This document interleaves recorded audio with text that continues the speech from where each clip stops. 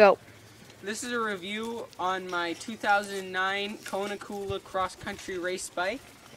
First impression, it is a 27-pound bike stock, but I've got the weight down to 24.5 pounds. The fork is a RockShox Recon SL Solo Air fork, and I have added remote lockout, mechanical remote lockout to the fork for added performance.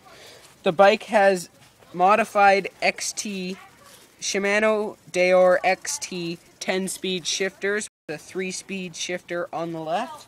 The front derailleur is Deore.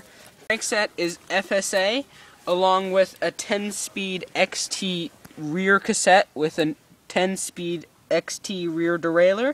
The rims are added XTR tubeless rims with a GX 2.2-inch Seguro tire.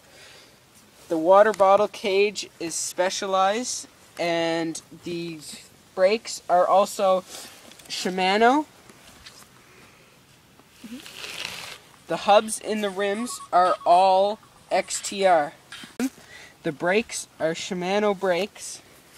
Grips are specialized lock-on grips with Kona bars, stem, FSA head tube, post with a WTV Silverado thin line seat, which is my personal favorite for seats, with a Kona clamp.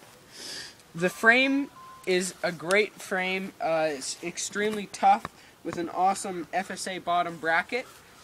The bike, as I said earlier, is down to 24.5 pounds with all the modifications, which shows you just how much you can take off a bike with little modifications.